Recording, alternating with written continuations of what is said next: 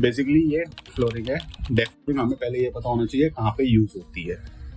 Deck flooring हमारे outers में ज़्यादातर यूज होती है, जहाँ पे हमारा प्ले एरिया है, जहाँ पे हमें कोई एलिवेटेड एरिया बनाना है, कहीं पे हमें सिटिंग बनानी है छत पे, तो वहाँ पे हम डेक फ्लोरिंग को यूज कर सकते हैं। ये रिप्लेसमेंट से आपका टाइल्स का, चीजों का जो होती है हमारा, जो बाहर यूज कर सकते हैं आउटडोर में। तो बेसिकली आउटडोर के लिए प्रोडक्ट है ये, ठीक है। अब इसमें क्या है कि ये दो टाइप से आती है। बेसिकली ये डेक फ्लोरिंग में दो अलग अलग खांचे आते हैं, अगर आप देखेंगे।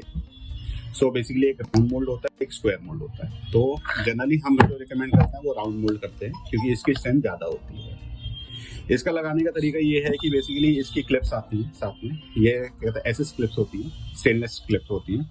एक में लगा एक साइड पे, दूसरे में लगा दूसरे साइड में,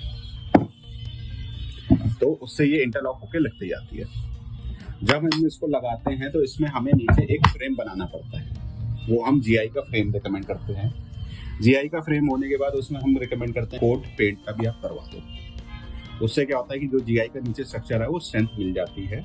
और जीआई का जो स्ट्रक्चर बनाते हैं हम, उसका ब्लॉक बनाते हैं 18 बाय 18 इंची का, 1.5 फुट बाय 1.5 फुट का। अब क्या होता है, जहाँ पे भी हमारे जो दो प्लैंक्स आ रहे होते हैं, कहीं हमारी लेंथ पड़ी है, तो जहाँ पे भी हमारी लेंथ आ रही है वहाँ पे उसके नीचे हमारा एक जीआई का स्ट्रक्चर यहाँ पे होना चाहिए, जिससे कि कभी हमारा यहाँ पे इस कोने पे पैर पड़े तो हमारा एकदम से ये चीज ना हो कि ये चीज हमारे लिए एकदम से नीचे चली जाए।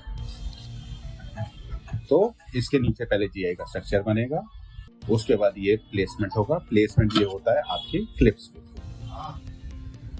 ये पूरा वर्किंग होती है इसमें।